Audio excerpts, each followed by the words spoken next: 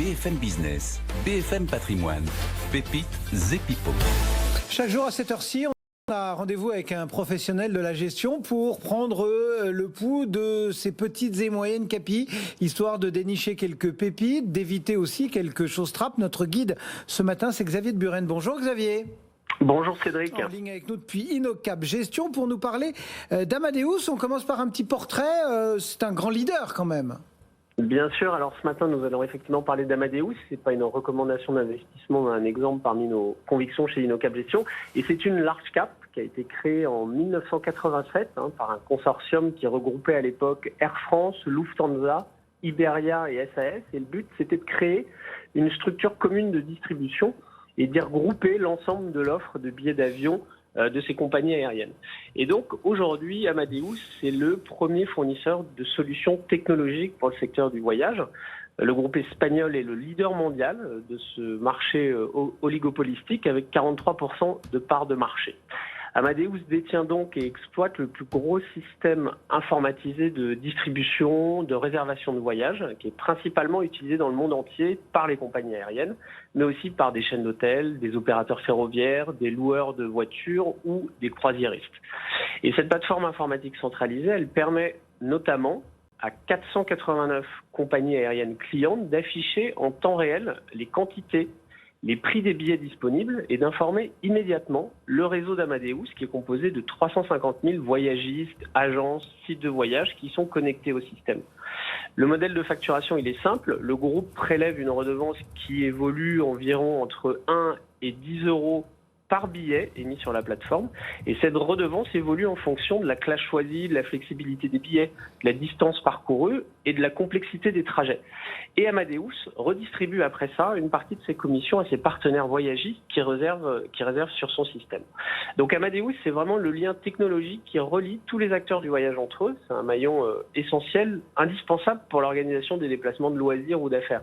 C'est un outil qui est efficace puisqu'il garantit la transparence des tarifs pour les voyageurs, un meilleur pricing pour les compagnies et ça facilite aussi la gestion des annulations, des modifications de billets pour les opérateurs.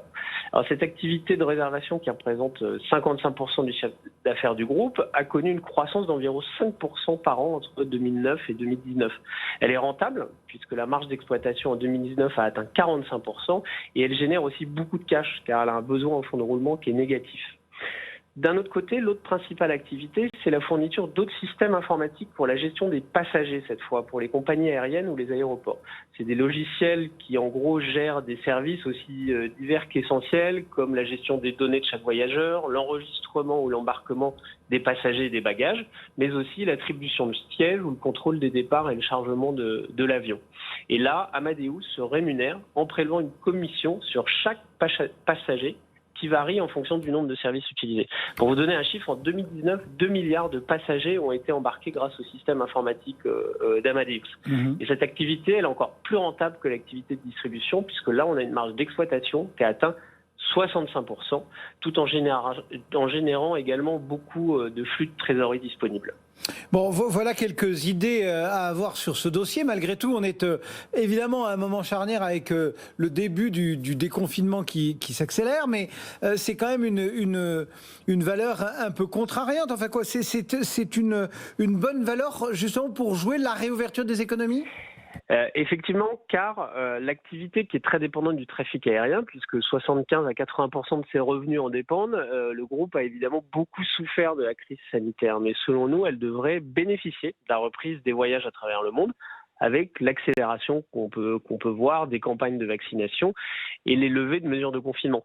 D'autant que le groupe est majoritairement exposé au marché européen, puisqu'il représente plus de 40% de son chiffre d'affaires, et on sait bien que l'Europe n'est pas encore sortie de son confinement, ou en tout cas partiellement.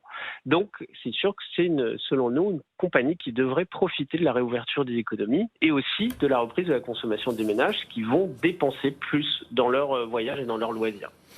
Merci beaucoup pour cet éclairage, Xavier de Buren, donc en ligne avec nous depuis InnoCap Gestion et ce focus proposé ce matin sur Amadeus. Et puis si on regarde un petit peu ce qu'en pense le consensus des analystes, eh bien leur objectif de cours est de 59,14 €. Le marché parisien, lui, en difficulté ce matin avec une ferme consolidation, moins 0,9%, 6295 points.